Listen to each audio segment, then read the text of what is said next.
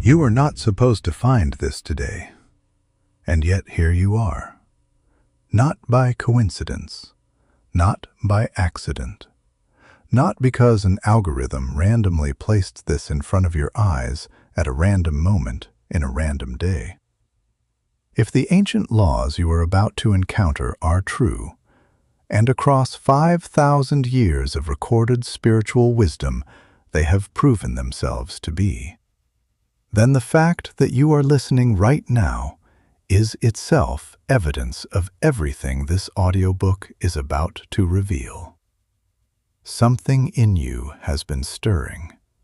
You may have felt it as a quiet restlessness, a persistent sense that your life is circling something just beyond your grasp. You may have felt it as a deep, unshakable knowing that the reality you are living is not the full extent of the reality available to you. You may have felt it as exhaustion, the particular exhaustion of a soul that has been seeking answers in places too shallow to contain them. Most people spend their entire existence feeling like something is absent.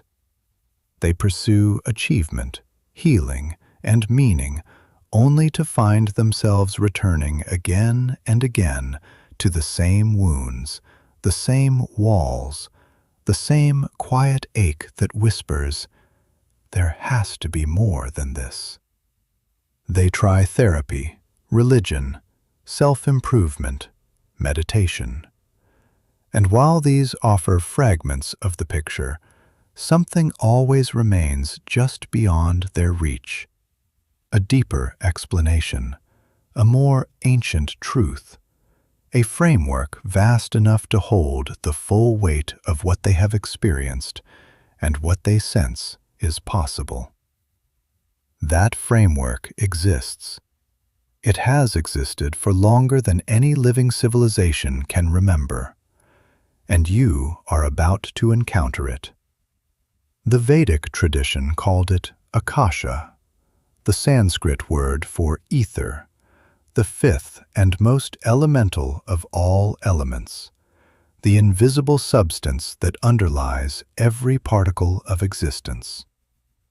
The ancient Egyptians referenced it as the collective memory of the gods, the invisible record woven into the fabric of creation itself. The Christian mystics pointed to it as the Book of Life. The Theosophist Helena Blavatsky and later Edgar Cayce brought it into modern Western consciousness as the Akashic Records, a cosmic archive containing the complete vibrational history of every soul that has ever incarnated, every choice ever made, every cause ever set in motion, every contract ever agreed upon before the veil of birth descended and memory was temporarily obscured. But here is what most introductions to the Akashic Records miss entirely, and it is the missing piece that changes everything. The records are not simply a passive library. They are not a spiritual filing cabinet you visit to examine your past lives or confirm your soul's trajectory. The Akashic Records are governed by a precise and extraordinary set of cosmic laws, living, intelligent principles that determine how energy moves through your soul's journey, why certain experiences are drawn into your life with magnetic inevitability, and how you can consciously align with the deepest currents of your own destiny rather than being carried by them unconsciously. You do not need to be a mystic to understand these laws. You do not need decades of spiritual discipline or extraordinary gifts. What you need is exactly what you already possess: a willingness to look beneath the surface of things, to question what you were taught about how reality operates, and to consider that the universe has always been far more ordered, more intelligent, and more intimately concerned with your evolution than you were ever encouraged to believe. By the time you complete this audiobook, produced for you by Elite Success Audiobooks, you will not simply know about the Akashic Records. You will understand the laws that make them alive, and far more significantly, you will begin to perceive your own life, your relationships, your struggles, your seemingly random reversals of fortune, through an entirely different lens. One that transforms confusion into comprehension, bitterness into insight, and the exhausting question of why me into the far more liberating inquiry of what is this teaching me? Stop for just a moment. If what you have just heard resonates somewhere beneath your thinking mind, if something in you recognized these words before your intellect had time to evaluate them, then you are exactly where you are meant to be. Drop 11. I am awake and exactly where I am meant to be in the comments right now. The laws you are about to encounter are not new. They were not invented. They were discovered, or more precisely, remembered, by traditions separated by thousands of miles and thousands of years, who arrived at the same extraordinary conclusions through independent paths of inner inquiry. That convergence is not coincidence. It is confirmation. And it is your first encounter in this listening with a universe that is far more unified and far more purposeful than the surface of things suggests. The first of these laws is the one that underlies all the others, the law upon which every subsequent principle in this audiobook rests.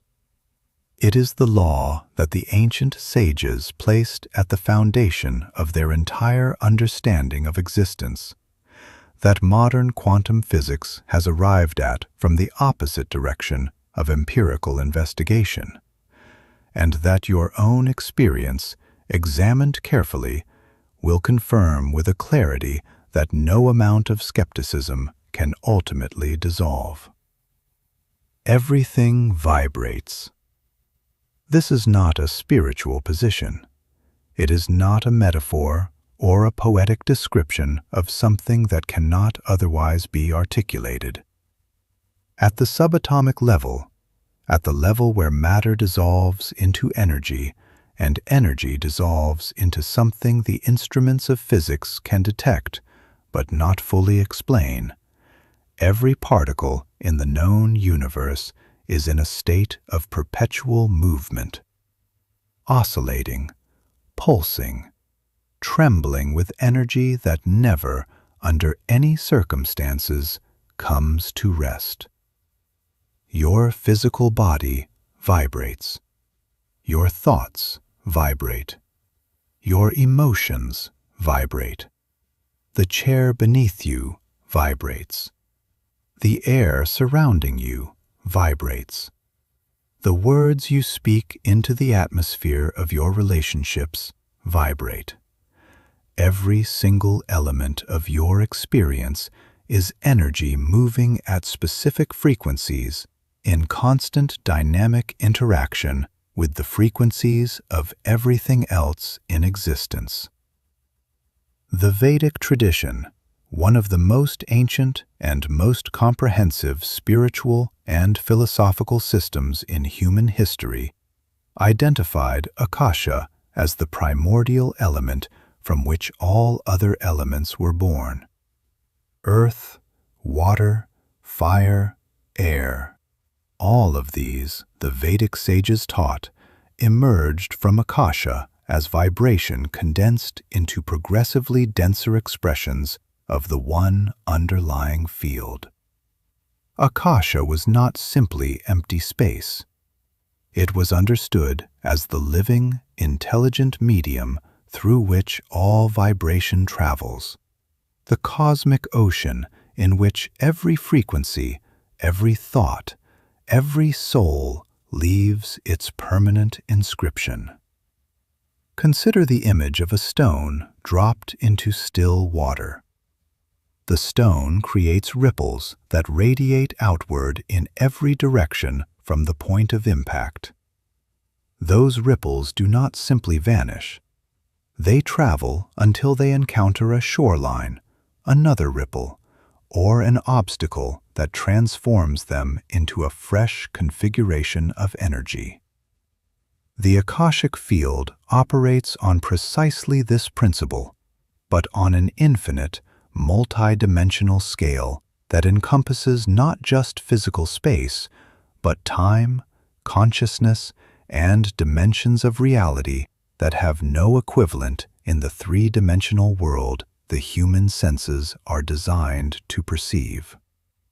Every thought you have ever produced, every emotion you have ever experienced, every action you have ever taken, each one is a stone dropped into the cosmic ocean of Akasha, generating ripples that are inscribed permanently in the field. This is the foundation of the law of vibration as it applies to the Akashic records. Everything that manifests in the physical world first exists as a vibration in the Akashic field. Before the word, there was the frequency. Before the occurrence, there was the energetic pattern that summoned it forward. Every soul carries a unique vibrational signature, much like a fingerprint, and yet infinitely more complex. No two are identical. This signature is not fixed from the moment of birth. It is dynamic, continuously shaped by your choices, your experiences, your beliefs, and the degree to which you are aligned or misaligned with your soul's deepest truth. But it is perpetually present, perpetually broadcasting, and perpetually interacting with the Akashic field that surrounds and permeates your existence. The ancient Egyptians understood this through the concept of Heka, the magical life force that animated all living beings and connected them to the divine. To the Egyptians, sound and vibration were sacred creative forces. The spoken word was not merely communication. It was an act of creation. When a priest or initiate spoke certain formulations in ceremony, they were not simply reciting text. They were emitting precise vibrational frequencies engineered to interact with the invisible field of cosmic law in ways that produced measurable effects in physical reality. The Hermetic tradition echoed this understanding through the principle later articulated in the Kybalion, the foundational Hermetic text. Nothing rests, everything moves, everything vibrates. This was not poetic abstraction. It was a technical description of how reality is structured at its most fundamental level. The Hermetic philosophers taught that the distinction between matter and spirit, between the physical and the divine, was not one of substance, but of frequency. Spirit vibrated at the highest frequencies. Dense matter vibrated at the lowest, and every level of existence in between corresponded to a specific vibrational band within the great spectrum of creation. Your soul is not separate from this spectrum.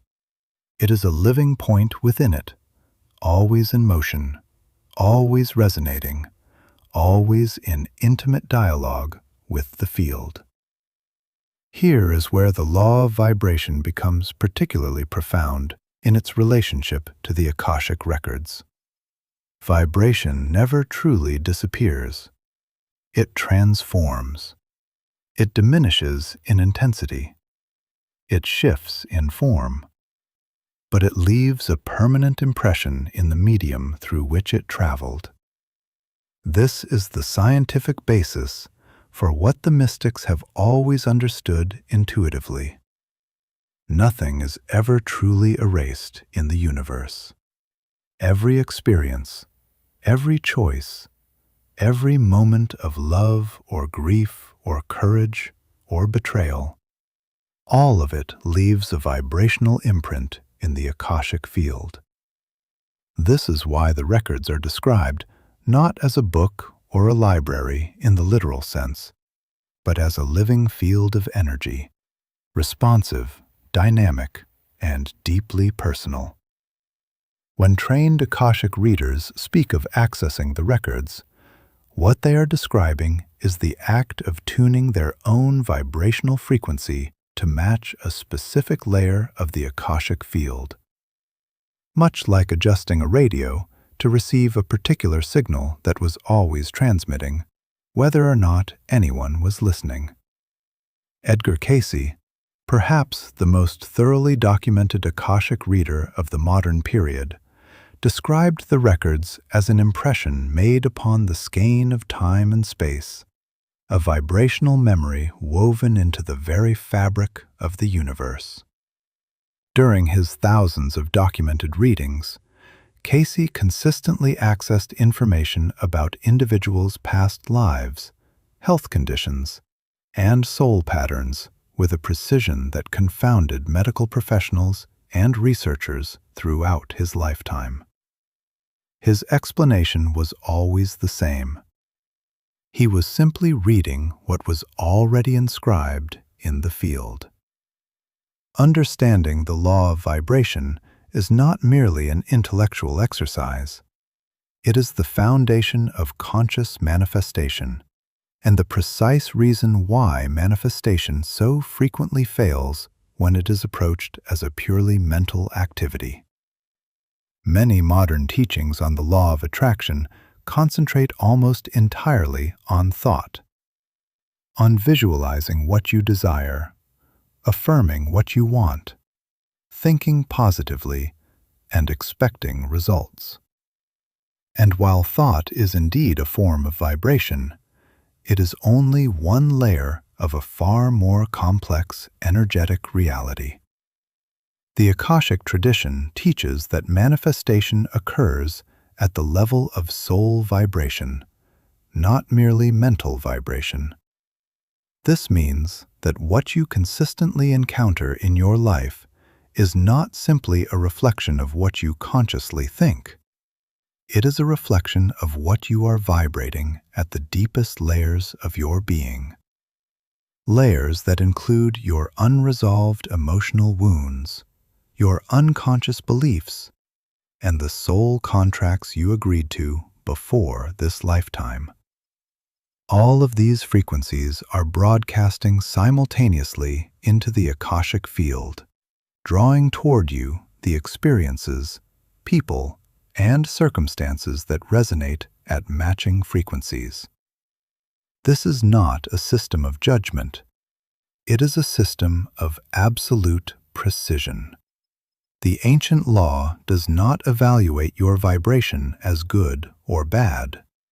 It simply responds to it, the way a mirror responds to whatever stands before it, without preference, without interpretation, without exception. The field is neutral. The law is consistent. And the moment you genuinely grasp this, the moment you cease asking, "Why does this keep happening to me?" and begin asking, "What frequency am I transmitting that is drawing this forward?" everything transforms. The Akashic tradition is consistent across cultures on one essential teaching. Evolution is the movement from lower vibration to higher vibration. Fear vibrates lower than love. Shame vibrates lower than joy. Ignorance vibrates lower than wisdom. The soul's entire journey across lifetimes, as recorded in the Akashic field, is a story of gradual, sometimes demanding, always purposeful movement up the vibrational scale. This does not mean that lower vibrational experiences are without value.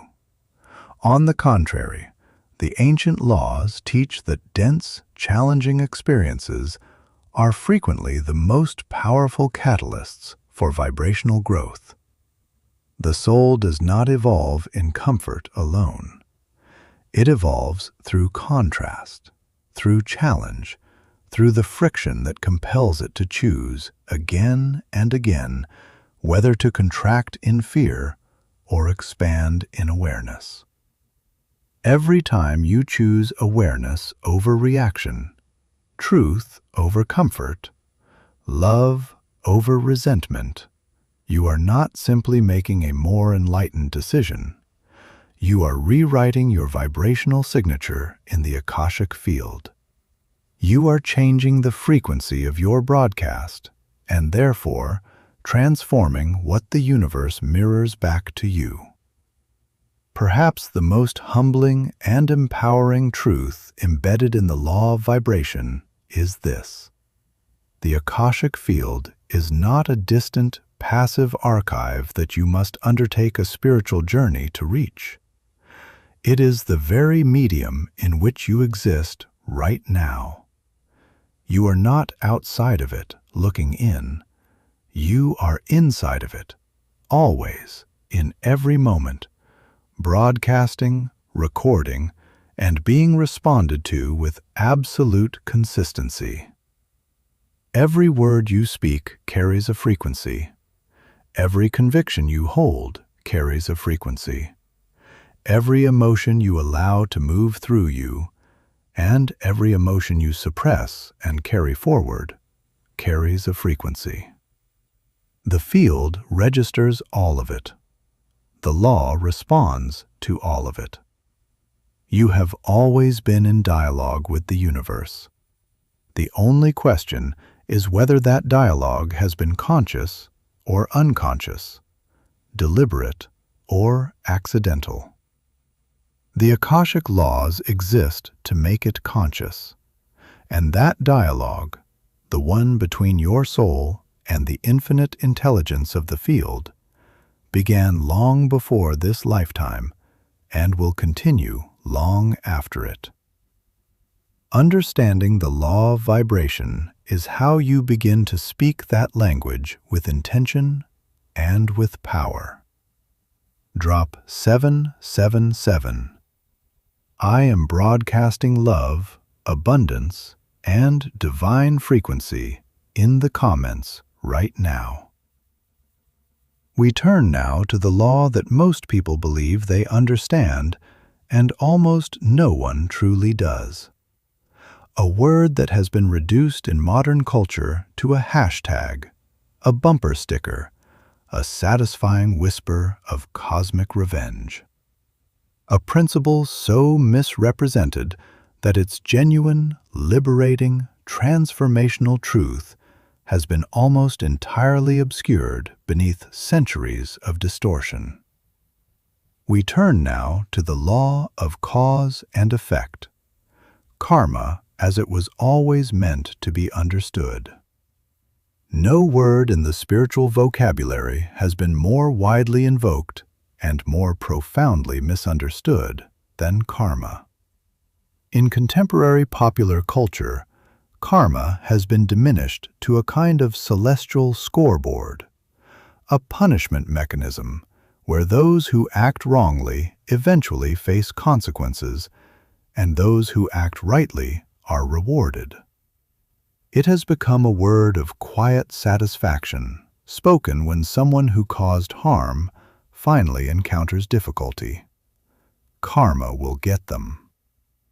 This is not karma. Not even remotely. The original Sanskrit term karma means simply action. Nothing more, nothing less. It does not inherently imply retribution or reward. It does not carry the burden of moral judgment. At its most fundamental level, karma is the law of cause and effect, the cosmic principle that every action generates a corresponding consequence, and that no action, at any level of existence, occurs in isolation. In the Akashic tradition, this law is not a system of divine justice administered by an external authority. It is a property of the universe itself, as impersonal and as precise as the law of gravity. Drop an object and it descends. Generate an action and it produces an effect. The field does not deliberate whether you deserve the consequence. The field simply records the cause and reflects the effect, always, without exception, without preference. Here is where the Akashic records become essential to comprehending karma in its fullest dimension. Karma does not operate only within a single lifetime. This is perhaps the most critical and most overlooked aspect of the law of cause and effect. And it is the dimension that explains what appears inexplicable in human experience. Why are certain souls born into circumstances of profound difficulty with no apparent cause rooted in their present lifetime? Why do particular people carry inexplicable fears, gifts, or compulsions that have no traceable origin in their current experience? Why do some relationships carry an intensity of recognition, of love, of conflict, that feels far older and far deeper than the years those individuals have known each other? The Akashic records provide the answer that a single lifetime framework cannot. Every cause a soul has ever generated across every lifetime it has ever lived is recorded in the Akashic field. And the effects of those causes do not expire at the moment of physical death. They carry forward, encoded in the soul's vibrational signature, into the next chapter of its journey. This is the authentic architecture of karma.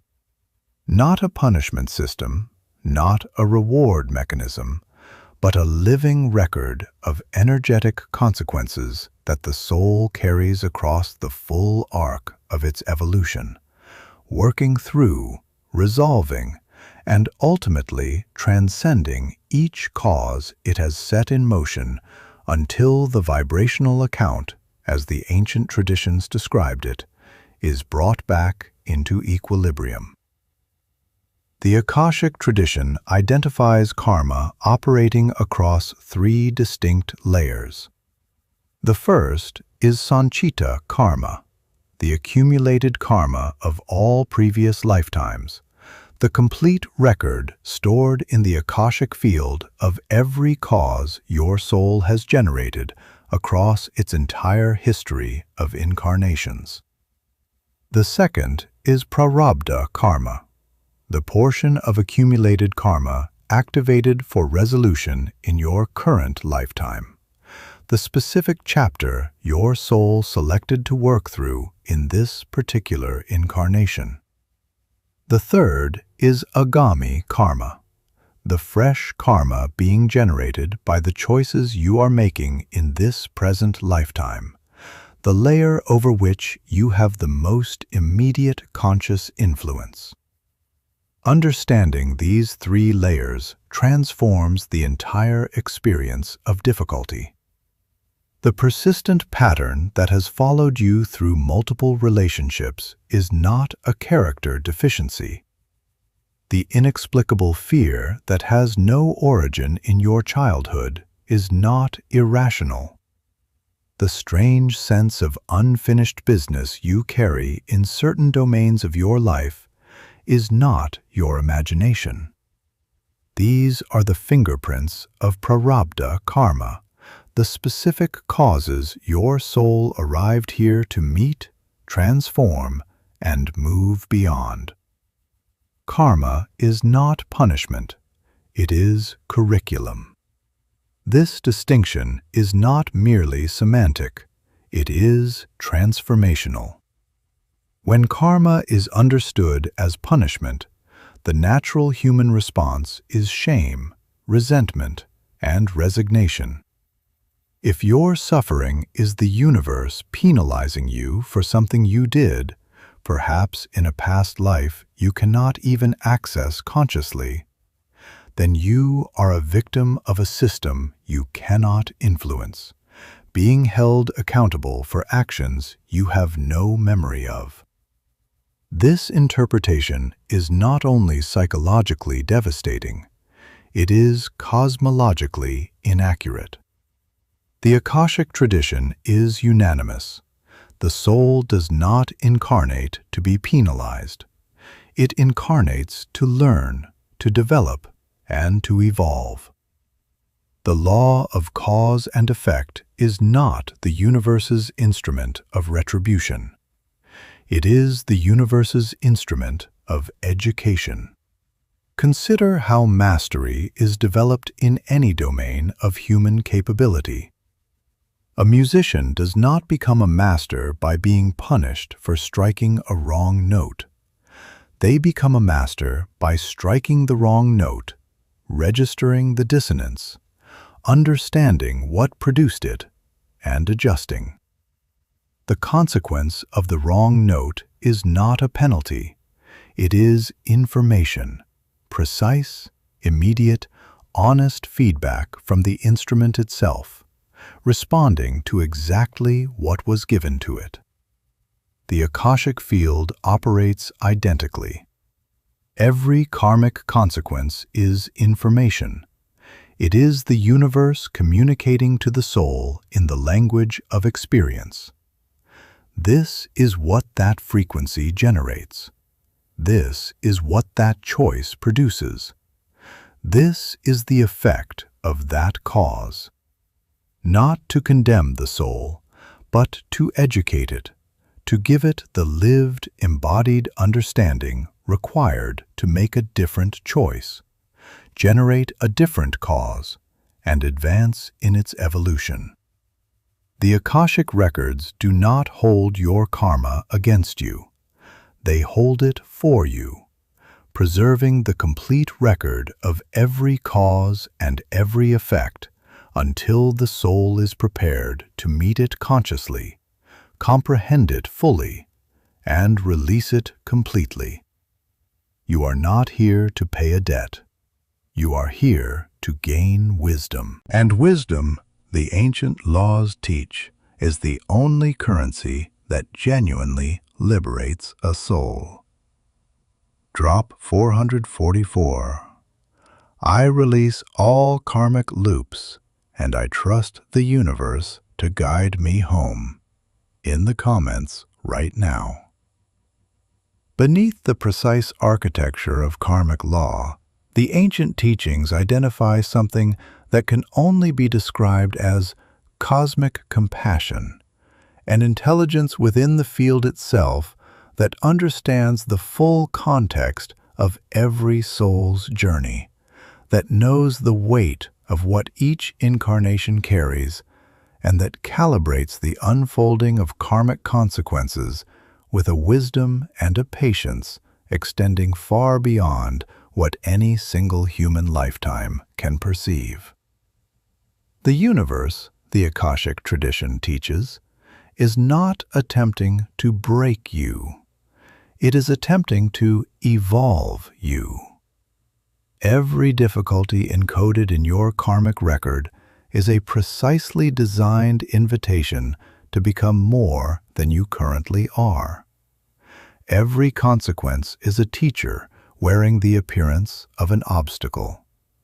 Every pattern that recurs in your life is a lesson that has not yet been fully received, returning with patience, returning with persistence, returning with the quiet, unrelenting faith of a universe that knows you are capable of understanding it. When you begin to see your life through this lens, something fundamental shifts. The bitterness softens. The sense of victimhood dissolves. The exhausting question of, "Why me?"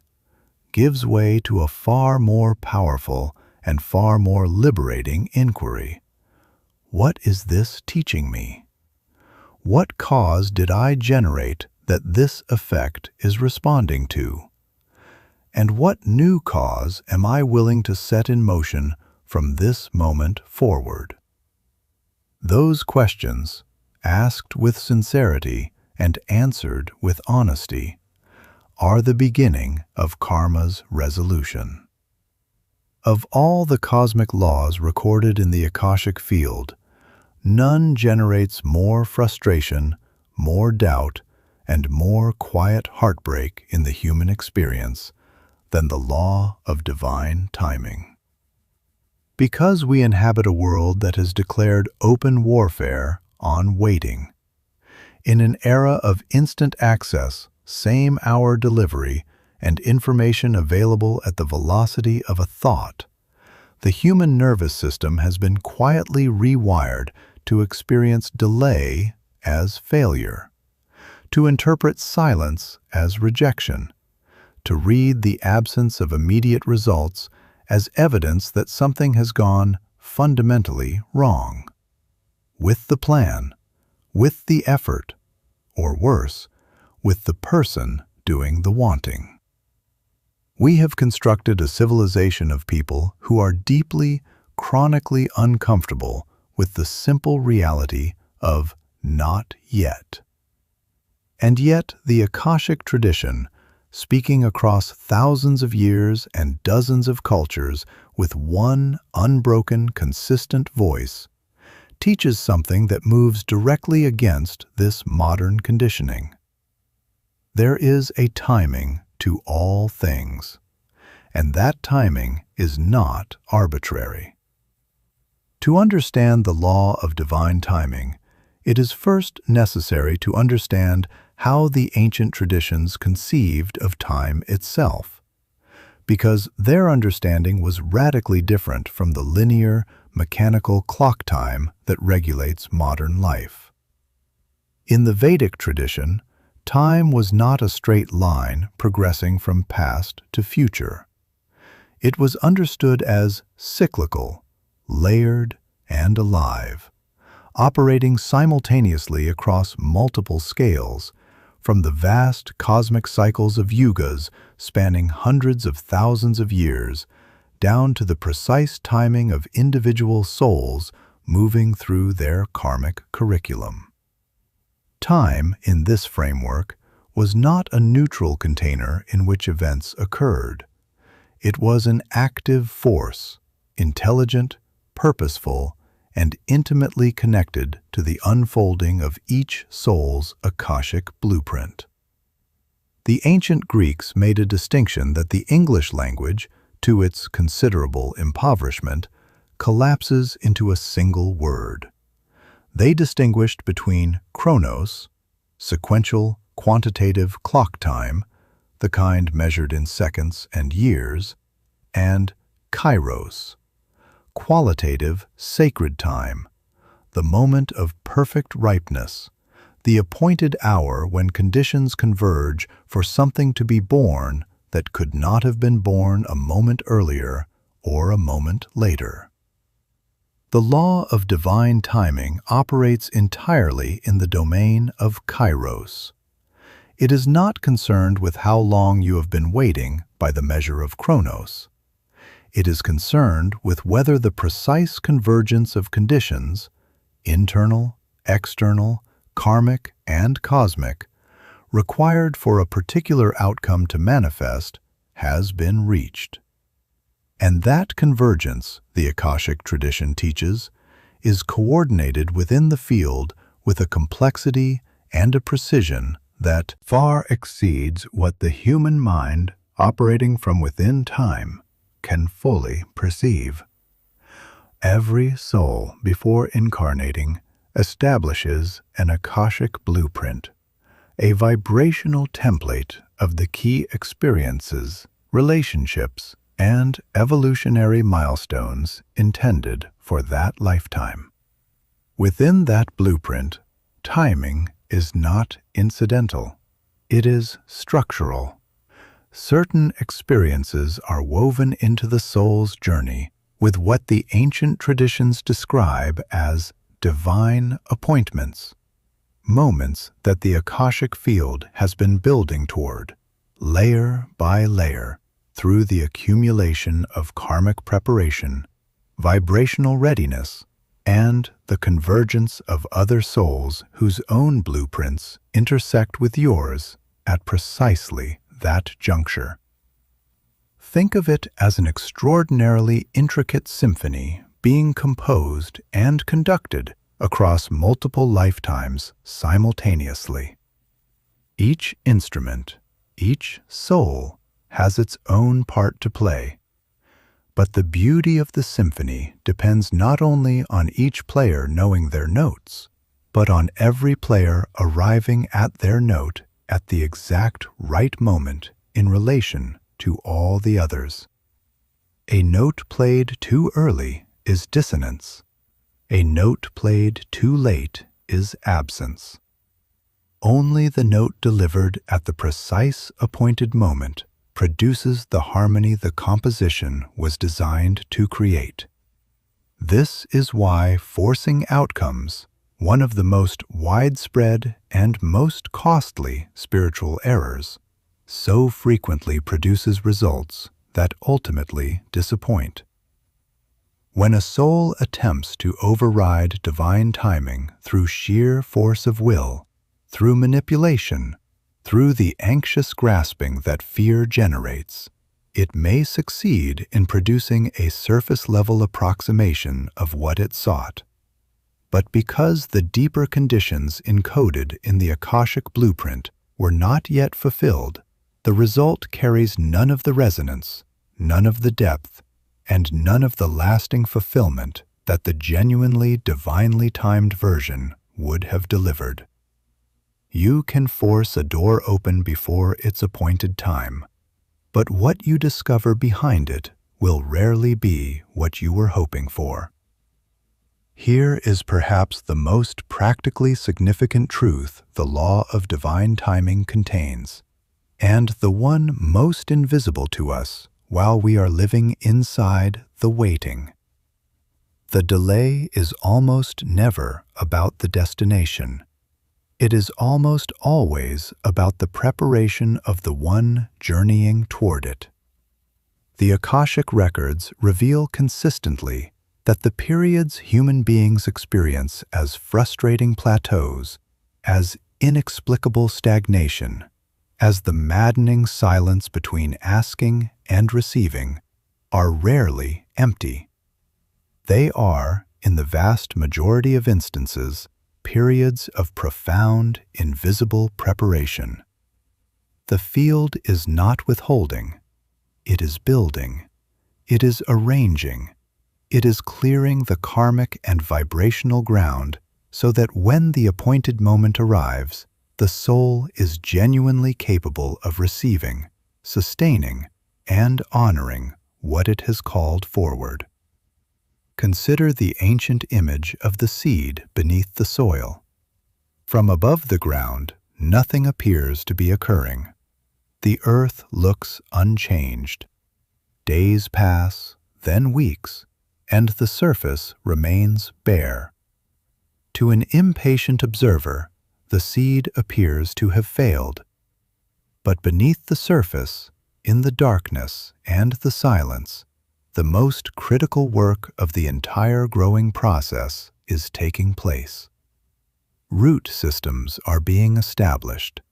The seed coat is opening. The first tender shoot is gathering the strength it will need to push through the resistance of the earth and meet the light. Pull the seed from the soil during this period to examine its progress, and you destroy the very process you were waiting for. The Vedic sages employed the concept of ritu, the right season, to describe this principle. Every harvest has its season. The wisdom of the farmer is not in compelling the crop to grow faster. It is in understanding the nature of the seed, preparing the soil correctly, and trusting the intelligence of the seasonal cycle to accomplish what it was designed to accomplish in the time it was designed to accomplish it. Your soul is both the farmer and the seed. The Akashic field is both the soil and the season, and the law of divine timing is the intelligence that knows with absolute precision when you are ready to break through the surface and meet the light you have been growing toward. The ancient traditions are unanimous that the proper human response to divine timing is not passive resignation. It is not the hollow spiritual bypass of pretending you do not care whether your intentions manifest. It is something far more demanding and far more powerful than either forcing or surrendering. It is conscious surrender. What the Vedic tradition calls Ishvara Pranidhana, the act of offering your deepest intentions to the intelligence of the divine, and releasing your grip on the how and the when of their fulfillment. This is not weakness. In the framework of Akashic Law, conscious surrender is one of the highest vibrational acts available to a human soul, because it requires something that fear is fundamentally incapable of: trust. Trust that the field is intelligent. Trust that your soul's blueprint was designed with wisdom you cannot fully access from within the limited perspective of a single human lifetime. Trust that the universe's apparent silence is not indifference, but orchestration. Drop 888. I trust divine timing completely. My moment is already written, in the comments right now. The Sufi mystic poets understood this with a depth that their verses have carried across centuries. Rumi's entire body of work can be read as a sustained meditation on divine timing, the ache of the reed flute separated from the reed bed, the longing that is itself a form of preparation, the understanding that the intensity of the wanting is part of what shapes the soul into the vessel capable of receiving what it longs for. You are not being made to wait because you are unworthy. You are being given time because you are being made ready. The Akashic tradition offers consistent markers by which a soul can recognize divine timing operating in its experience, even from within the discomfort of the waiting. The first marker is the presence of resistance without clear explanation. When pathways that should logically open remain closed despite every reasonable effort. When routes that appear straightforward become inexplicably obstructed. When the energy required to force a particular outcome becomes disproportionate to the result. The Akashic tradition reads these not as signs of failure, but as signals from the field that the timing has not yet aligned. The resistance is not your enemy. It is your navigator. The second marker is the unexpected gift of redirection. Souls operating in alignment with divine timing frequently discover that what appeared to be their greatest disappointment, the relationship that ended, the opportunity that collapsed, the plan that fell apart, later revealed itself to have been a precise and necessary redirection towards something the soul could not have reached by the original path. The Akashic records, when accessed in relation to these moments, consistently demonstrate that the redirection was not accidental. It was written. The third marker is the quality of effortlessness when timing is genuinely aligned. When conditions in the Akashic field have truly converged for a particular manifestation, the experience of bringing it into form carries a quality that is unmistakable. A sense of flow, of rightness, of doors opening without being forced, of the right people appearing at the right moment, of the effort required feeling proportionate and energized rather than depleting and draining. The ancient Chinese tradition called this Wu Wei, effortless action in harmony with the natural flow of things. It is the sensation of moving with a current rather than against it. When you encounter that quality of effortlessness, honor it. It is the signature of a universe that has been preparing this moment in your Akashic blueprint, perhaps for longer than you know. There is one final teaching of the law of divine timing that the ancient traditions return to with particular tenderness. The Akashic field does not exhaust its patience with you. It does not cancel your blueprint because you required more time than anticipated to be ready. It does not reassign your divine appointments to someone more deserving because you spent years in confusion, in fear, in choices that moved you away from rather than toward your soul's intended direction. The field holds your appointments with a patience that is literally eternal, because the field exists outside of Chronos time entirely. From its perspective, there is no late. There is only the moment of readiness.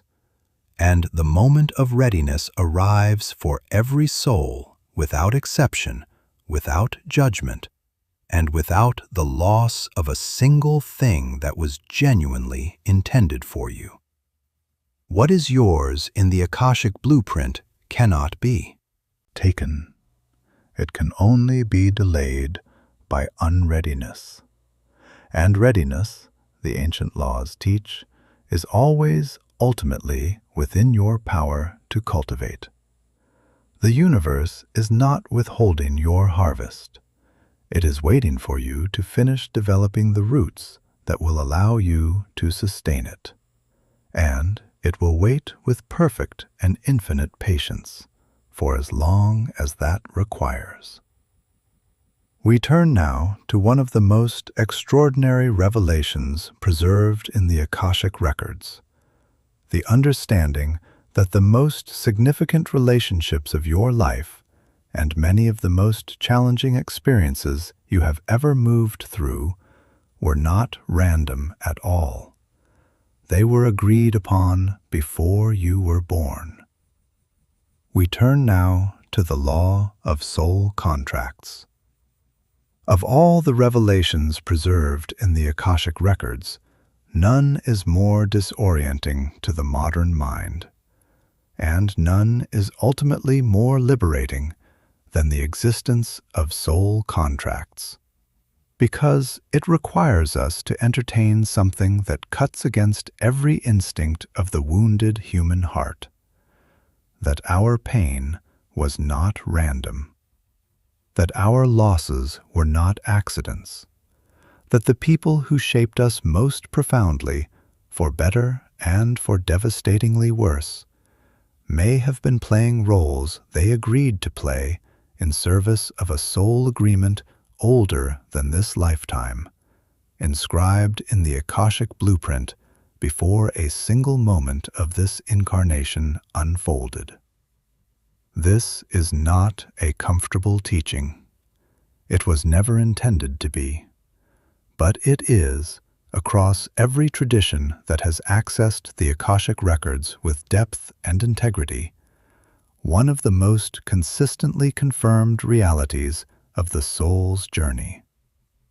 And understanding it, genuinely understanding it, not as a spiritual concept to be considered intellectually, but as a living truth to be felt in the body, has the power to dissolve grief, release resentment, and fundamentally reorganize your relationship with every significant experience of your life. A soul contract in the Akashic tradition is a pre-incarnation agreement made between souls at the level of higher consciousness, before the veil of physical birth descends and the memory of that agreement is temporarily obscured. These agreements are not made under compulsion. They are not assigned by an external authority. They are made freely, with full awareness, between souls who recognize what each requires for its continued evolution, and who agree, out of love, out of mutual spiritual commitment, out of the deep recognition that only a particular kind of relationship can provide a particular kind of growth, to appear in each other's lives in specific roles at specific moments to catalyze specific awakenings. The Akashic field records every one of these agreements in precise detail: the nature of the contract, the souls involved, the karmic context from which it emerged, the evolutionary purpose it is designed to serve. All of it is inscribed in the vibrational blueprint of each soul before incarnation and held in the records throughout the lifetime. Drop 1111. I recognize the souls placed in my life were chosen before I was born. In the comments right now. To fully comprehend soul contracts, it is necessary to understand the concept of the soul group. One of the most consistently described features of the Akashic records across cultures and traditions. A soul group is a cluster of souls who have been traveling together across multiple lifetimes, entering each incarnation in different configurations of relationship, sometimes as parent and child, sometimes as romantic partners, sometimes as siblings or adversaries. Each lifetime offering a fresh angle on the same fundamental curriculum of mutual growth and karmic resolution. When you encounter someone and feel an inexplicable sense of recognition, the immediate intimacy of a conversation that feels like a reunion rather than an introduction, the uncanny familiarity in the eyes of someone you have just met. The Akashic tradition identifies this as the vibrational signature of a soul group member. You are not imagining it. You are remembering. The records carry the complete history of what you have been to each other before, and the resonance of that history broadcasts across the veil of current life memory as the unmistakable feeling of already knowing. The Akashic tradition identifies soul contracts operating across three primary categories. The first is contracts of growth, agreements with souls entering your life to catalyze specific expansions of consciousness, capability, or understanding. The mentor who perceived something in you before you perceived it in yourself. The friend whose unwavering belief in you held you intact during your most formative crisis. The stranger whose single, perfectly timed observation redirected the entire course of your life. The second category is contracts of resolution, agreements with souls with whom significant karmic energy remains unresolved from previous lifetimes. These are the relationships that carry the greatest intensity, the deepest complexity, and often the most pain. The parent with whom your dynamic has always felt too charged to be entirely explained by this lifetime alone. The romantic relationship that burned with an intensity that seemed to exceed what two people who had just met should carry for each other. These contracts exist not to inflict suffering, but to provide the opportunity for karmic loops, causes and effects set in motion across previous lifetimes, to finally be met consciously, comprehended fully, and released completely. The third category is contracts of service, agreements made by souls who have reached a sufficient level of development to incarnate primarily in service to others. These are the souls who appear in your life as healers, as steady presences during crisis, as the people whose wisdom seems to arrive from somewhere deeper than their years alone could explain. Your encounter with them, however brief, was not incidental. It was written into both your blueprints as a moment of transmission. It is here that the teaching of soul contracts demands the most from us, because it is one thing to recognize the beautiful architecture of agreements made with those who loved us well. It is something else entirely to consider that the agreements made with those who wounded us may have been made with equal love at a level of consciousness neither party can currently access from within the pain of the human experience. The Akashic tradition addresses this directly and with a consistency that spans cultures and centuries. The souls who play the most demanding roles in your life, the people whose actions left wounds you are still learning to carry, are in many cases playing contracted roles that required, at the soul level, an extraordinary degree of courage and love to agree to. Because to agree to be the catalyst of another soul's deepest growth sometimes means agreeing to be the source of their deepest pain. To agree to play the difficult role in someone's story so that their soul can access a strength, a wisdom, or a liberation it could not have reached without the darkness that role brought. Understanding that a difficult relationship may have been contractual does not mean excusing harm. It does not mean remaining in situations of danger. It does not mean bypassing the very real, very legitimate human experience of having been hurt. The Akashic tradition is not a framework for minimizing pain. It is a framework for ultimately transcending it. And transcendence requires that the pain be fully acknowledged, fully experienced, and fully honored before it can be released. What the soul contract teaching offers is not a reason to dismiss your wounds. It is a context in which your wounds begin to make a different kind of sense. A context in which the bitterness of asking, "How could they do this to me?"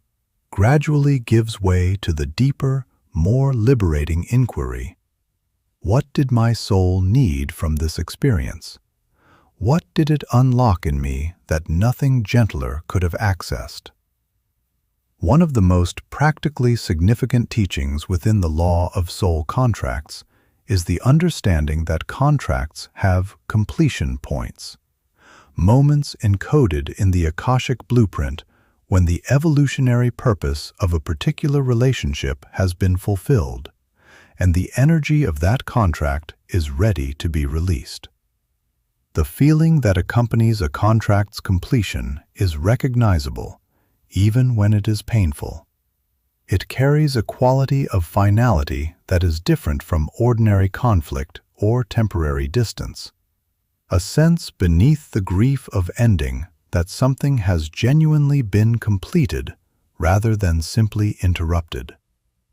A recognition, however reluctant, that the chapter is genuinely finished. That what was intended to be exchanged between these two souls has been exchanged. Honoring these completion points, allowing contracts to close with gratitude for what was given and what was received, releasing the other soul without resentment and without the attempt to force continuation past its natural end, is one of the most powerful acts of karmic resolution available in a human lifetime.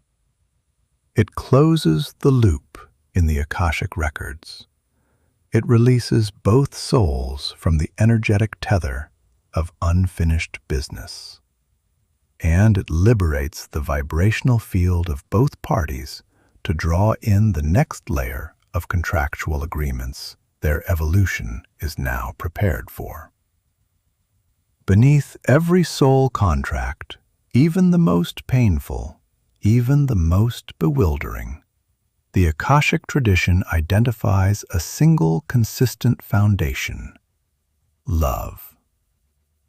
Not the conditional, personality-level love of human relationship, but the vast, unconditional love of souls who perceive each other clearly at the level of higher consciousness, who understand the full weight of what they are agreeing to give each other, and who choose freely and with full awareness to appear in each other's lives in whatever form that soul's evolution most requires. Your most difficult relationships were not mistakes. Your most painful losses were not random. The people who transformed you most profoundly, whether through their presence or through their departure, through their love or through their betrayal, were not strangers to your soul. They were, in the deepest sense the Akashic tradition knows how to articulate, your most dedicated teachers, your most courageous co-conspirators, the souls who loved you enough at a level beyond this lifetime's memory to agree to be exactly what you needed, even when what you needed was the one thing that would hurt the most. No philosophical question has occupied more human thought, generated more theological controversy, or produced more existential paralysis than this one. Are we free? Or is it all already written?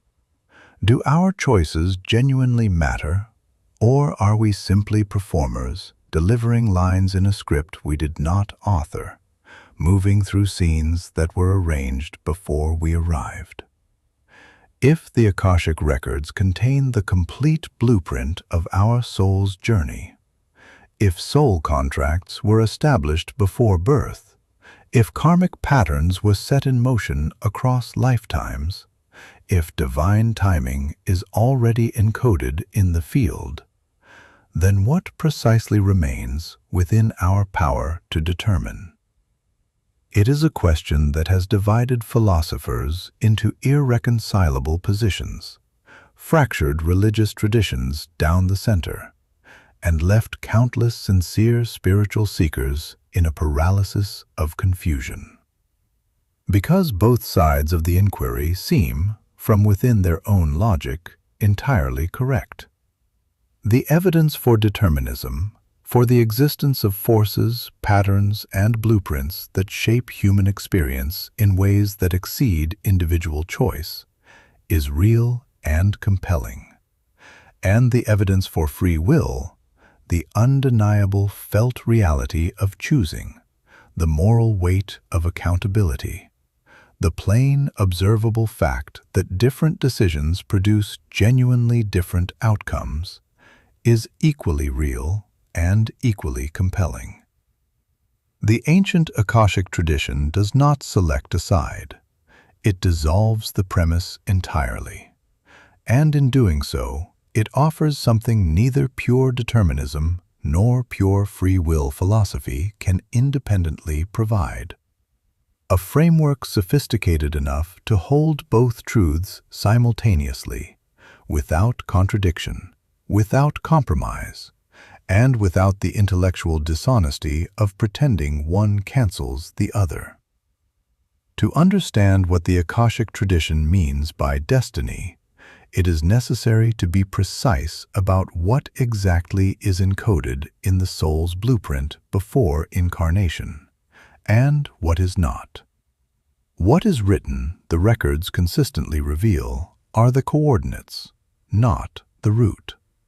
The destination points of a soul's journey, the key experiences, relationships, evolutionary thresholds, and karmic appointments that the soul identified before incarnating as essential to its growth in this lifetime, are inscribed in the Akashic blueprint with a high degree of stability.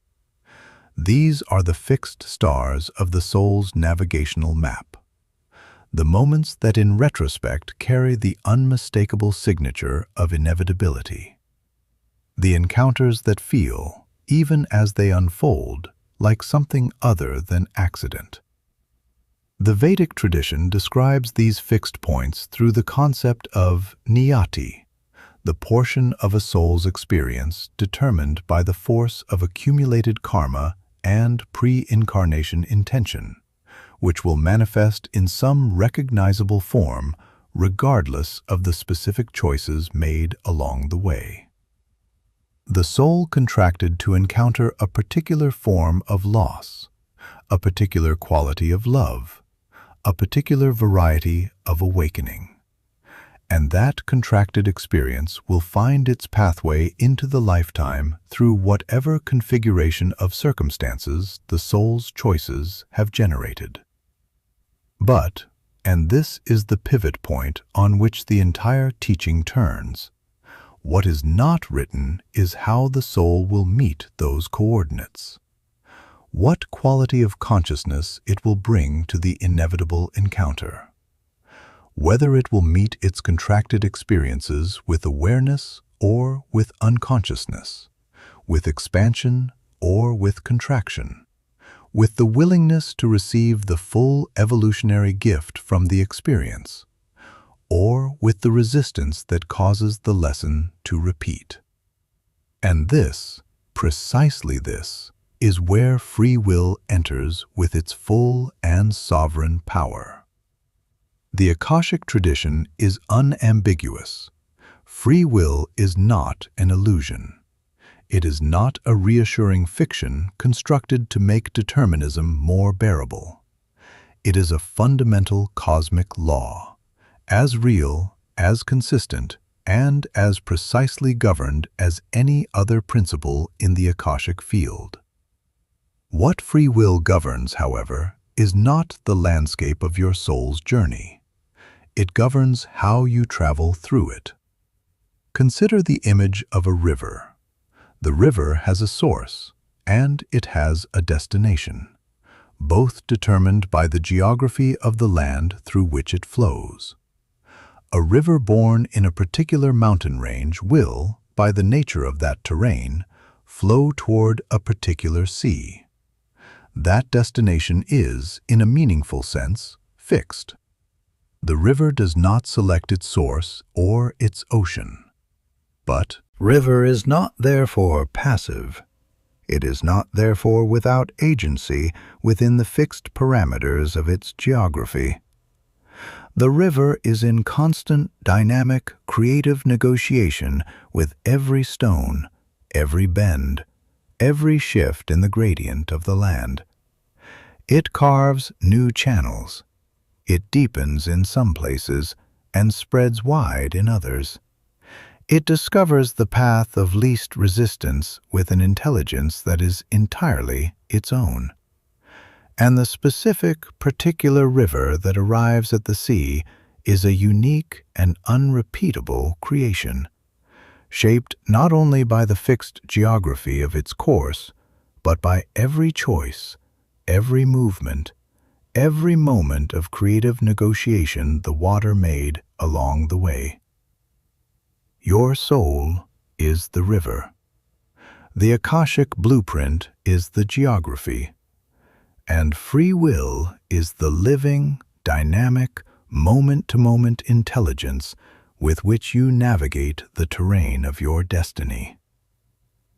The ancient Vedic astrologers, among the most sophisticated practitioners of Akashic wisdom in human history, developed an elegant framework for understanding the spectrum between what is fixed in a soul's destiny and what remains fluid within it. They identified 3 categories of karmic experience along this spectrum. The first they called Dridha karma, fixed karma. The experiences so deeply encoded in the soul's Akashic blueprint, backed by such accumulated karmic weight from previous lifetimes, that they will manifest in the current lifetime in some recognizable form, regardless of the choices made. These are the immovable coordinates of the soul's journey. The second they called Adridha karma, fluid karma. The experiences that exist as potential in the soul's blueprint, but whose actual manifestation is genuinely contingent on the choices, intentions, and consciousness the soul brings to its journey. These are the experiences that hover at the edge of possibility, available but not guaranteed, reachable through aligned choice, missable through unconsciousness or misdirection. The third and most extraordinary they called Dridha Adridha karma, mixed karma. The experiences that are fixed in their essential nature but fluid in their expression. The soul will encounter this theme, this challenge, this form of love or loss. That much is inscribed. But whether it encounters it at its most devastating or its most transformative, whether it produces the deepest suffering or the deepest awakening, depends entirely on the degree of consciousness and free will the soul brings to the meeting. This third category captures most of human experience with extraordinary precision. The grief is approaching, but whether it breaks you or opens you is your choice. The limitation is real, but whether it imprisons you or refines you is your choice. The relationship was contracted, but whether it becomes the source of your deepest wound or your deepest wisdom depends on the quality of awareness you bring to every moment within it. Drop 333. I am a conscious co-creator of my own destiny, and I choose expansion in the comments right now. Free will in the framework of Akashic Law is not primarily exercised at the level of external decisions. It is not most powerfully expressed in the choices of career, location, relationship, or lifestyle that occupy the foreground of conscious human deliberation. These choices matter, but they are the surface expression of something far deeper and far more consequential. Free will at its most fundamental level is exercised at the level of vibration. It is the soul's ongoing, moment-to-moment choice of what frequency to inhabit, what quality of consciousness to bring to experience, what emotional orientation to sustain in the face of circumstance, what beliefs to hold about the nature of reality and the soul's own worthiness within it. This is where the law of free will and the law of vibration converge in the Akashic teaching, and where the full power of both becomes simultaneously available. Because while the external coordinates of your destiny may be fixed, the vibrational frequency from which you meet those coordinates is always, in every moment, within your sovereign power to choose.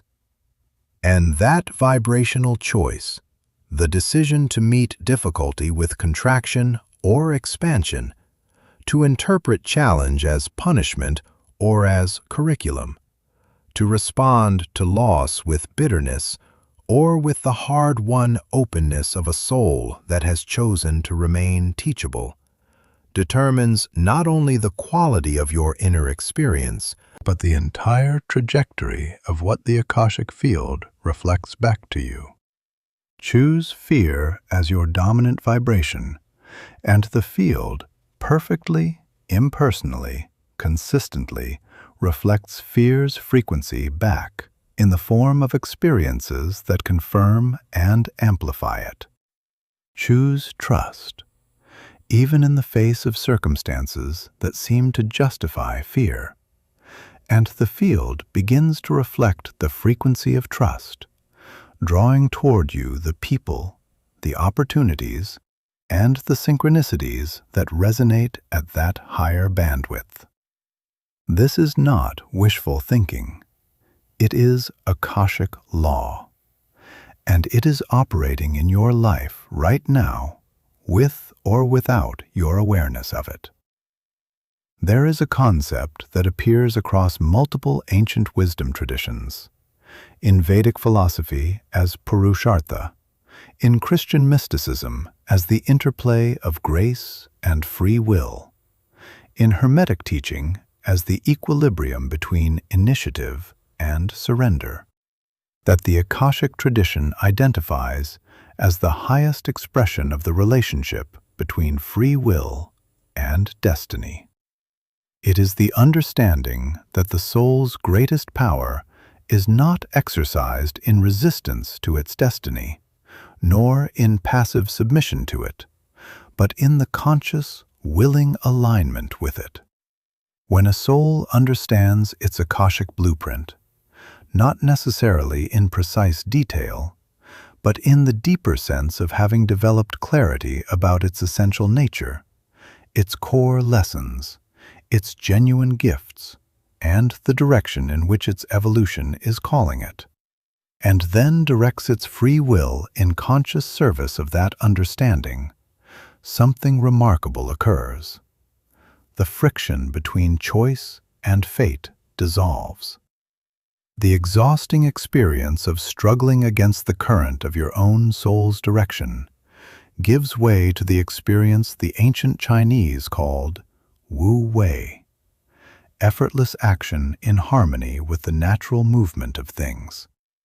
This is the meeting point of will and grace, the place where what you choose and what was always written for you converge into a single, unified movement, where your free will becomes the instrument through which your destiny fulfills itself, not despite your choices, but through them. The ancient Sufi tradition described this as becoming a conscious instrument of the divine, not the passive instrument of a puppet whose strings are controlled from above, but the conscious, willing, joyfully participating instrument of a soul that has understood its own music and chosen, with full awareness and full freedom, to play it. If you conclude from the existence of the Akashic blueprint that your choices are irrelevant and your path is fixed regardless of your actions, you will surrender the most powerful evolutionary tool available to you in this lifetime. You will become a passive passenger in a journey that was specifically designed to be navigated actively. You will miss the entire point of incarnation, which is not to have a predetermined series of experiences delivered to you, but to grow through your conscious engagement with those experiences. And if you conclude that karma is superstition and soul contracts are illusions, that your choices alone determine everything, you will carry a weight of self-judgment and self-blame that no human being was constructed to sustain. Every difficulty will become evidence of your inadequacy. Every experience that exceeds your capacity to control will produce not wisdom, but despair. The Akashic teaching holds both truths, not as a compromise, but as a completion. Destiny provides the canvas. Free will provides the painting. Both are necessary. Neither is sufficient without the other. The blueprint was not designed to constrain you. It was designed by you, by a version of your soul operating with far greater wisdom and far broader perspective than is available from within the limitations of a single human lifetime. As the most efficient, most compassionate, most precisely calibrated curriculum for your continued evolution. The fixed coordinates of your destiny are not a cage. They are a gift. They are the specific, chosen conditions under which your soul determined it could develop most powerfully in this lifetime.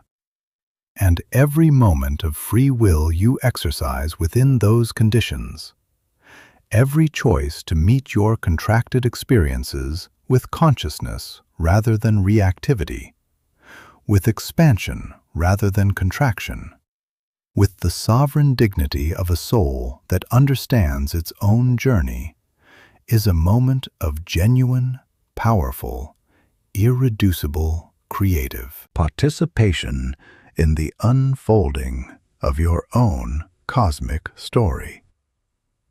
You are not a passive recipient of a predetermined fate. You are a conscious co-creator of a living, dynamic, responsive blueprint, one that was seeded with wisdom before you were born, and that continues to be authored in real time by the quality of every choice you make. That is not determinism. That is not chaos. That is something far more extraordinary than either. That is the law of free will and destiny working in precise concert, exactly as the ancient Akashic tradition always understood they were designed to.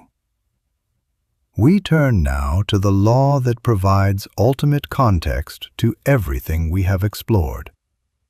The understanding of where all of this is leading and why the soul's journey across lifetimes is not an endless, purposeless repetition, but a directed, intelligent, and ultimately triumphant arc towards something the ancient traditions described with one word above all others: liberation. We turn now to the law of spiritual evolution. We have traveled far in this listening. We have examined the vibrational fabric of the Akashic field. We have explored the precise intelligence of karma, the sacred architecture of divine timing, the pre-incarnation agreements of soul contracts, and the extraordinary interplay of free will and destiny. Each of these laws examined individually offers a profound reorientation of how we understand our lives. But none of them, taken alone, answers the deepest question the human soul has always carried beneath every other question it has ever produced. Where is all of this going? Not just this lifetime, not just this chapter of growth or this cycle of karma, but the entire arc, the full sweep of a soul's journey across every lifetime it has ever inhabited and every lifetime it has yet to experience. What is the destination toward which all of this movement, all of this learning, all of this suffering and awakening and loss and love is ultimately directed? The law of spiritual evolution is the Akashic tradition's answer to that question, and it is perhaps the most breathtaking answer the ancient wisdom traditions have ever offered to a world that has largely forgotten how to ask. In the framework of cosmic law, evolution is not blind. It is not purposeless. It is not a drift. It is a directed, intelligent, unstoppable movement of consciousness toward its own highest expression, a process encoded into the very architecture of the Akashic field itself, operating across timescales that dwarf biological evolution, and moving every soul that has ever incarnated toward a destination that the ancient traditions across every culture and every era described with a remarkable convergence of language and imagery. The Vedic tradition called it moksha, liberation from the cycle of birth, death, and rebirth, and the soul's return to union with the infinite consciousness from which it originally emerged. The Buddhist tradition called it nirvana, the dissolution of the separate grasping self and the awakening into the boundless awareness that underlies all existence. The Hermetic tradition described it as the soul's ascent through the planes of existence back to the source, the return of the individual flame to the fire from which it was always, in truth, inseparable. The Christian mystics called it theosis, the divinization of the soul, its gradual transformation into ever greater likeness with the divine nature. Different words, different cultural frameworks, but a single, consistent, extraordinary claim. The soul's journey is not circular, but spiral. Not an endless repetition of incarnation without purpose, but a directed ascent toward the complete realization of what the soul most fundamentally is. Consciousness evolving toward its own fullest expression of itself. From a limited perspective, the soul's journey can appear circular. Souls incarnate, accumulate karma, work through it, transition, return, and repeat. The same themes recur, the same lessons present themselves, the same fundamental tensions of love and fear, of contraction and expansion, of separation and union, appear lifetime after lifetime with apparently inexhaustible persistence. To the soul living inside this process without the perspective of its full Akashic record, it can feel precisely like a wheel spinning but traveling nowhere. This is the experience that the Buddhist tradition, with particular clarity, identified as samsara, the suffering inherent in the cycle of unconscious rebirth, the depletion of a soul that has not yet discovered the thread that leads through the maze. But the Akashic records, accessed with sufficient depth, reveal something that the confined perspective of a single lifetime cannot perceive. The recurring themes are not identical repetitions. They are successive iterations at increasing levels of depth and complexity. The lesson that appeared as a blunt, overwhelming force in an early incarnation returns lifetimes later in a more subtle form, requiring a more refined, more conscious, more complete response. The karma that produced devastating external consequences in one lifetime returns in a subsequent lifetime as a more interior pattern, one that demands greater awareness to detect and greater wisdom to resolve. The soul is not moving in circles. It is ascending a spiral staircase, returning to the same fundamental themes, but each time from a higher vantage point, with greater accumulated wisdom, with more precise instruments of perception and response, and with an ever-expanding capacity to meet the full complexity of its own nature with clarity, compassion, and conscious choice. This is the spiral of soul evolution as the Akashic field records it.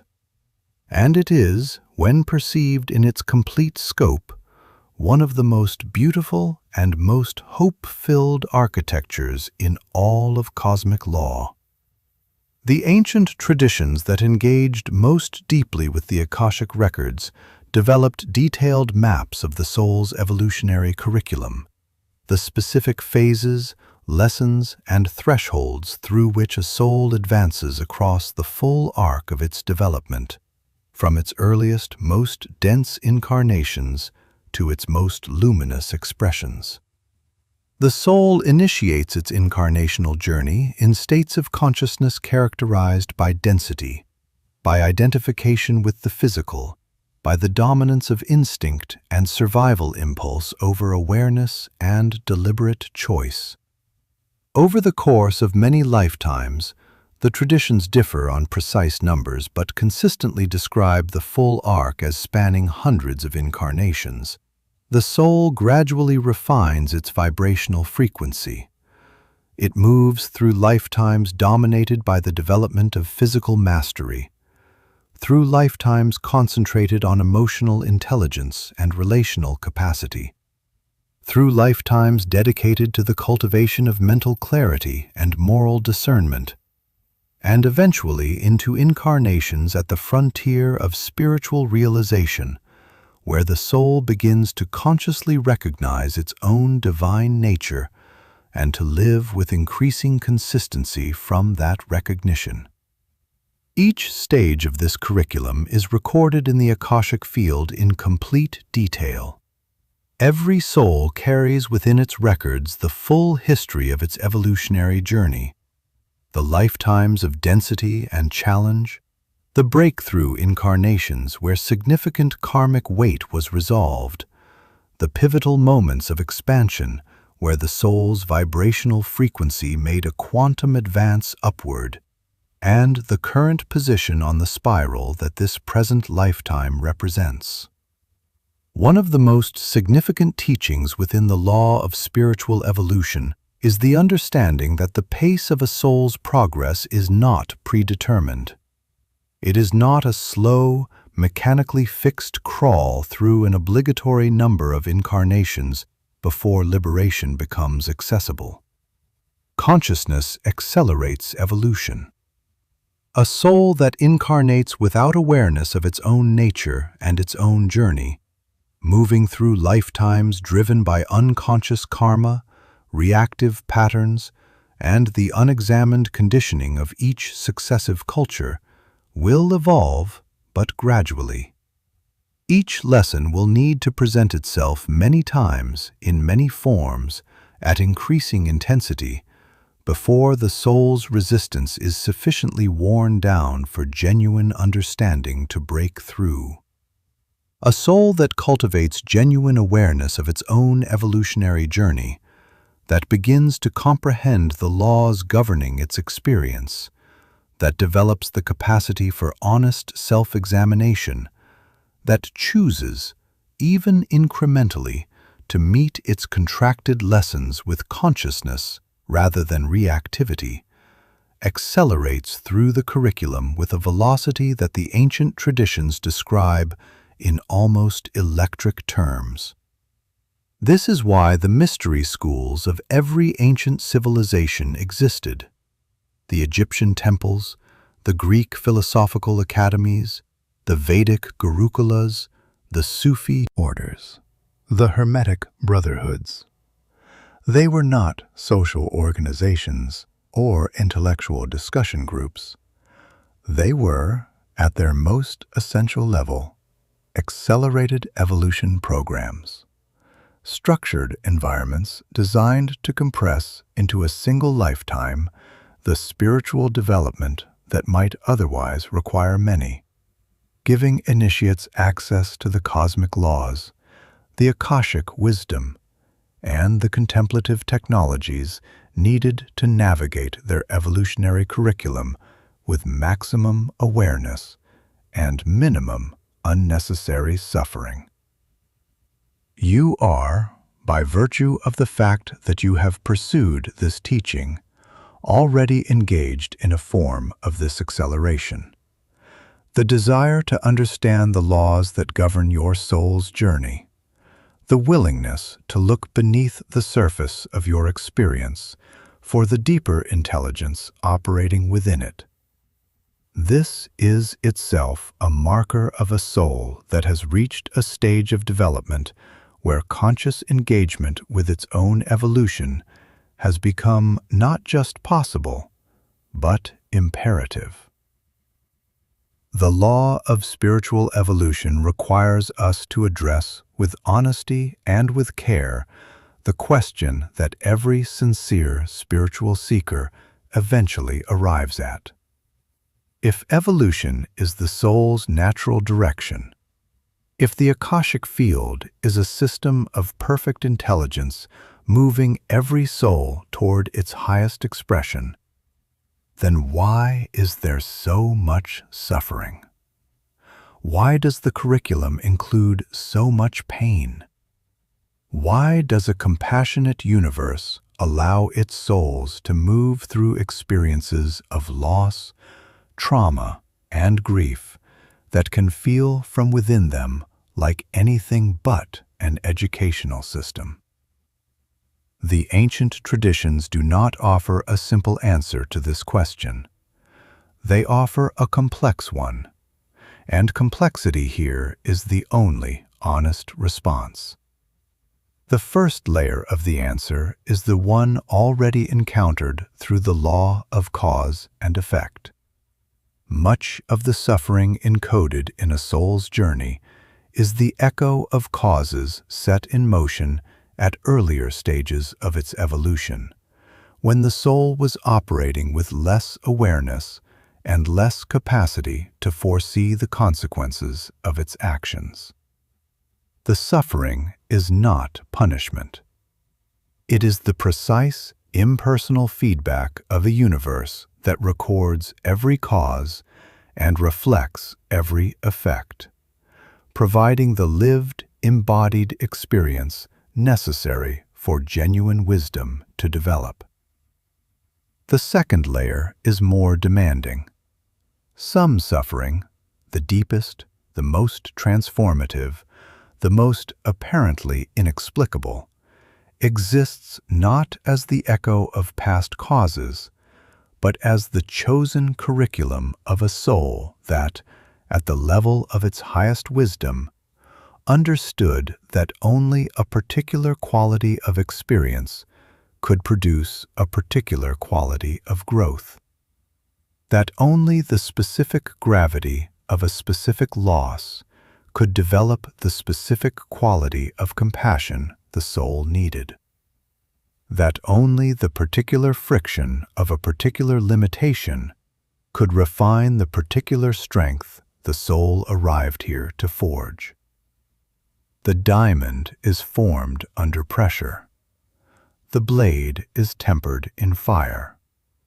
Certain qualities of soul, the deepest compassion, the most unshakable equanimity, the most luminous wisdom, can only be developed in the specific conditions that produce them.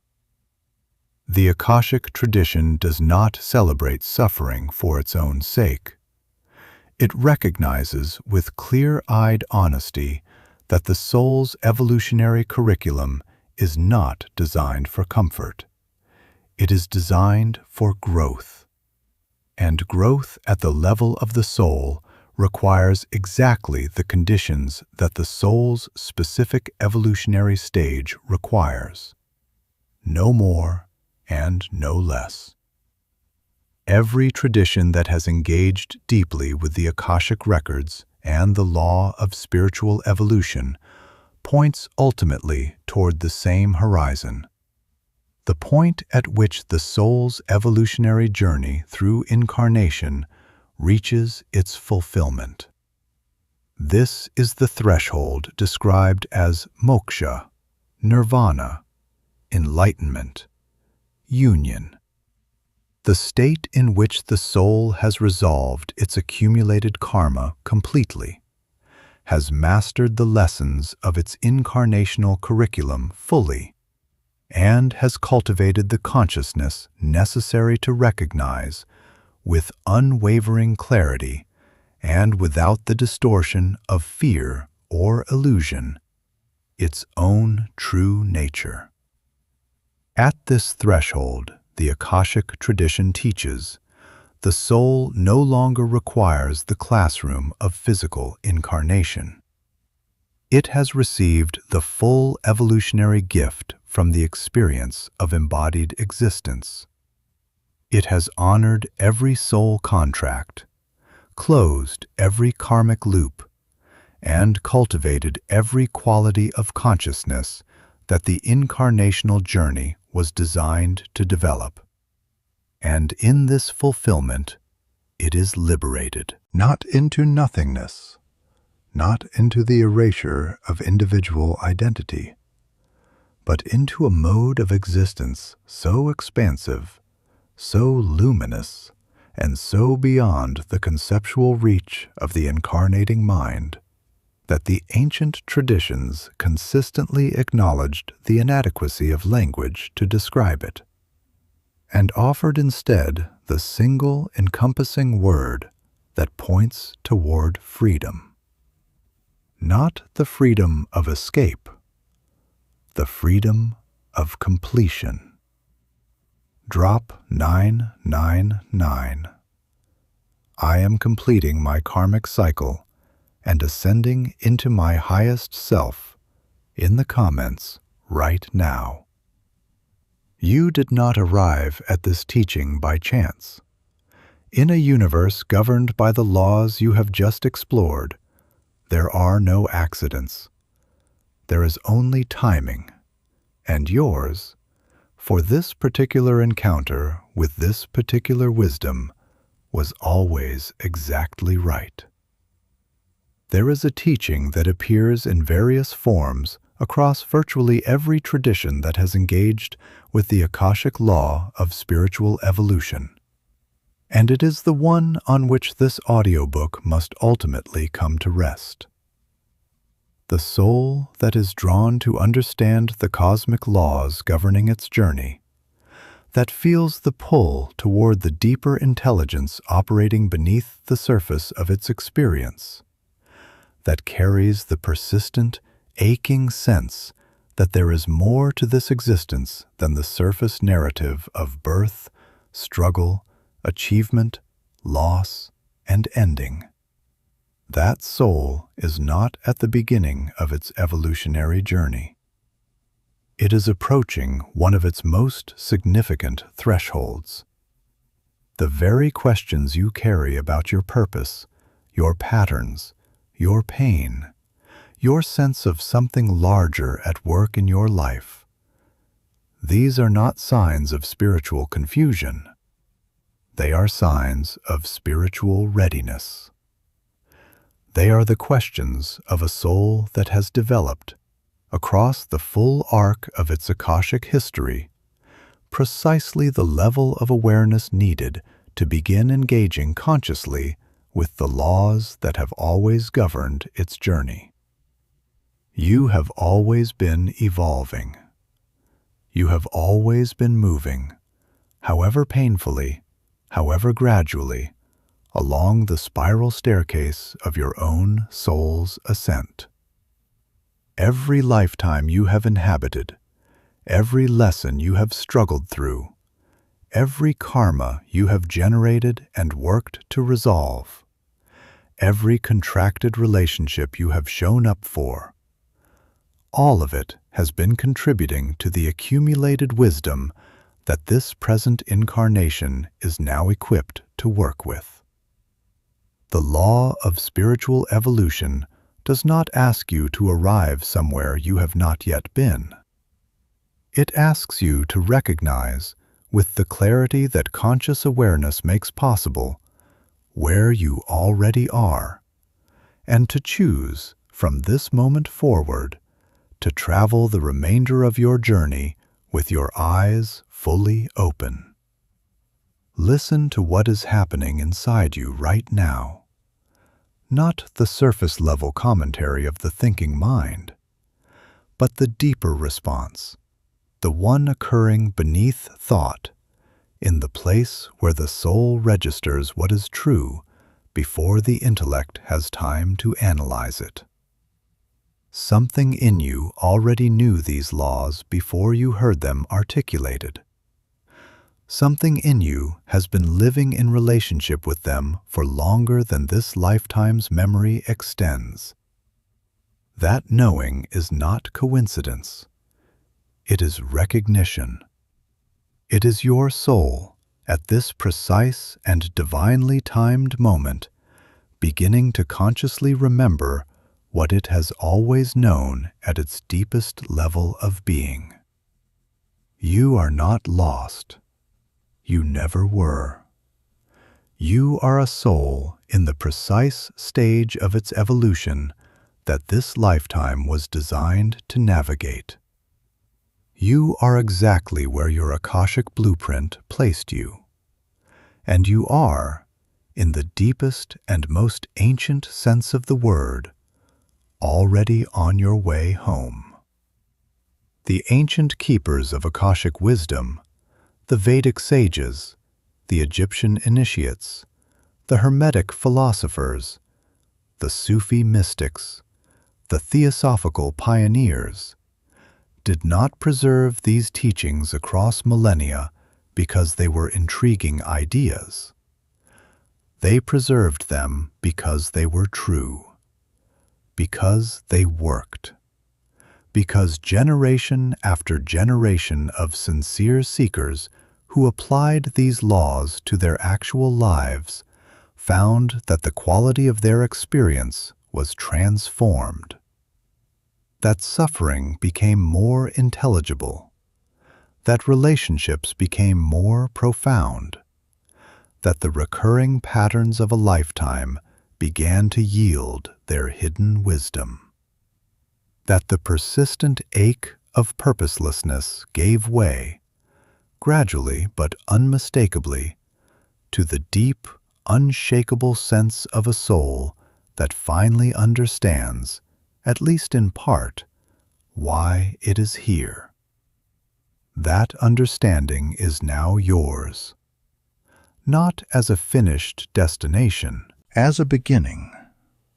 The beginning of a more conscious, more intentional, more deeply informed relationship with your own soul's extraordinary journey. One in which you cease to be a passenger carried by forces you do not understand, and become instead a navigator, equipped with the ancient laws, oriented by the intelligence of the Akashic field, and moving with the full, sovereign power of a consciousness that has chosen, deliberately and irrevocably, to wake up. The Akashic field has known you completely since the first moment of your soul's existence. It has recorded every step of your journey, every choice you have made, every lesson you have received, every love you have given, every contract you have honored, and every moment of courage that no one else witnessed but the field itself never forgot. Now, a little more, you are beginning to know yourself, and in every tradition, in every era, in every culture that has ever glimpsed the living intelligence of the cosmic laws, that moment, the moment a soul begins to truly see itself clearly, has always been recognized as the most sacred moment of all. Because that is not an ending. That has always been where the real journey begins. This has been Elite Success Audiobooks. If this listening found you at the right moment, and by the laws we have just explored together, it did, then you already know what to do next. Go deeper, stay awake, and trust with everything you are that the universe has been preparing this chapter of your life with a care and a precision that exceeds anything your mind alone can currently perceive. Your soul knows the way. It always has. Drop 999. My soul remembers everything. I am ready to rise. In the comments right now. If this audiobook found you at the right moment, leave one of these comments below. Let the field know you were here. I have been carrying pain I could never explain. This audiobook gave it a name, a reason, and, for the first time, a way forward. I am not broken. I am being built. I lost someone I loved more than I knew how to say. For years I asked why. Tonight, for the first time, I stopped asking why and started asking what this is teaching me. Something shifted. Something real. I have been waiting for something to change for so long that I forgot I was the one who had to change first. This hit me in a place I didn't know I had been protecting. 3 years of the same pattern, the same relationship, different faces, the same job, different companies, the same ending, different beginnings. I finally understand what has been trying to reach me. I am ready to receive it now. My grandmother used to say, the universe never sends you more than your soul agreed to carry. I never understood what she meant until tonight. I did not choose to listen to this today. Or maybe I did, just not the version of me that thinks it makes all the decisions. I have spent my entire adult life running from stillness because in the stillness I could hear something I wasn't ready to face. Tonight I sat with it. Tonight I listened. I am still here. I am going to be okay. This is the kind of content that doesn't just fill time. It fills the spaces inside you that you didn't know were empty. Thank you, Elite Success Audiobooks. I used to think I was unlucky. Now I understand I was simply unaware. That ends today. Someone I trusted deeply betrayed me 2 years ago. I have been carrying the weight of that ever since, trying to understand how someone could do that. This audiobook didn't excuse what happened, but it gave me something more valuable than an excuse. It gave me a context, and in that context, I found something I thought I had lost permanently. Peace. I pressed play because I couldn't sleep. I stayed because something in me recognized every word before I heard it. I don't know who I was before tonight, but I know who I am choosing to be from here. The part about divine timing made me cry in a way I haven't cried in years. Not from sadness, from relief. I have not been forgotten. I have been being prepared. I needed to hear that more than I can express. My therapist has been telling me for 2 years that I need to stop asking why things happened and start asking what they mean. I heard her say it dozens of times. Tonight, hearing it in this context, inside these ancient laws, it finally landed. Actually landed.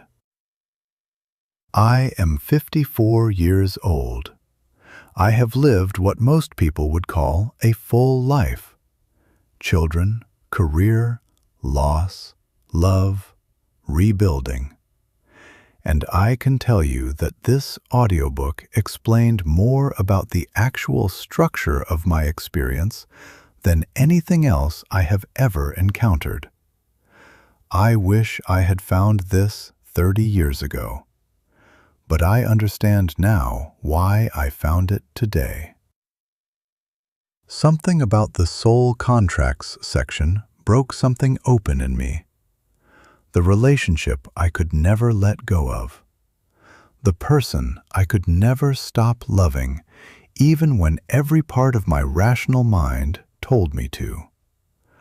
I understand now what we were to each other. I understand now why it had to end the way it did.